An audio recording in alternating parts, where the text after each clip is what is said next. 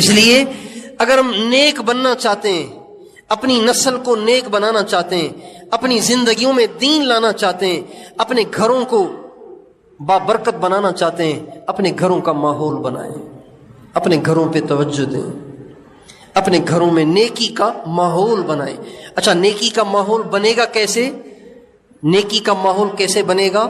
اس کے لیے سب سے پہلے جس پیٹرول کی آپ کو ضرورت ہے، جس پیٹرول کی آپ کو ضرورت ہے وہ ہے نرمی۔ وہ کیا ہے؟ وہ کیا ہے؟ وہ کیا ہے؟ نرمی۔ نرمی نرمی سب سے پہلے آپ اپنے آپ کو نرم کریں تاکہ آپ اپنے گھر میں دین کا ماحول بنانے کے قابل بنیں۔ جس کے مزاج میں سختی ہے وہ کبھی اپنے گھر میں دین نہیں لا سکتا، وہ کبھی اپنے گھر میں ماحول نہیں بنا سکتا جس کے مزاج میں سختی ہوگی، بلکہ گھر والے اس کا ایسا حشر کریں گے کہ اس کو گھر چھڑوائیں گے، وہ کہیں گے تو اتنا بڑا بزرگ ہے نا تو چل جا کے کرائے کے مکان میں رہ،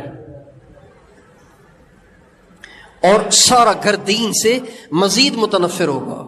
اس لیے سب سے پہلی چیز اگر گھر میں ماحول بنانا ہے، اپنی طبیعت کو نرم بنائیں، نرم بنائیں۔ ہمارے نبی کی مسجد میں ایک دفعہ ایک بدو آیا، دیہاتی آیا، اس زمانے میں شلواریں نہیں ہوتی تھیں، تہبند پہنتے تھے، مسجد میں آیا، کپڑا اٹھایا اور پیشاب کرنا شروع کر دیا، مسجد رسول میں، مسجد نبوی میں پیشاب کرنا شروع کر دیا۔ اب آپ بتائیں صحابہ کا کیا حال ہوا ہوگا؟ صحابہ کا کیا حال ہوا ہوگا؟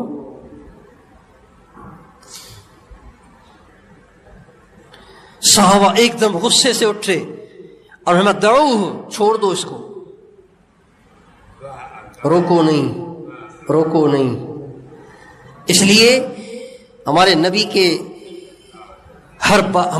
ہر بات میں حکمت ہے۔ آپ علیہ السلام نے ان کو روکا، کیوں؟ اس لیے کہ اگر یہ پیشاب کرنے سے پہلے روکتے پھر تو ٹھیک تھا، اب تو پیشاب کر رہا ہے، اب کرتے کرتے روکیں گے تو یہ پیشاب کرتا ہوا بھاگے گا، ساری مسجد کو ناپاک کرے گا، اور پیشاب کو روکے گا اس کو تکلیف ہوگی، پیشاب کو روکنے سے تکلیف ہوتی ہے۔ اور ہمیں دعو، بس جو ہو گیا سو ہو گیا، اب کچھ نہ کہو۔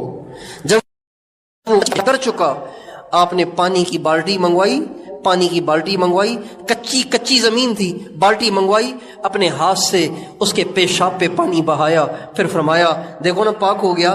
اگر تم اس کو منع کرتے اس کو تکلیف ہوتی۔ پھر آپ نے فرمایا انکم بعثتم میسرین ولم تبعثوا معسرین، تمہیں اللہ نے بھیجا ہے آسانیاں پیدا کرنے کے لیے، تمہیں اللہ نے مشکل پیدا کرنے کے لیے نہیں بھیجا۔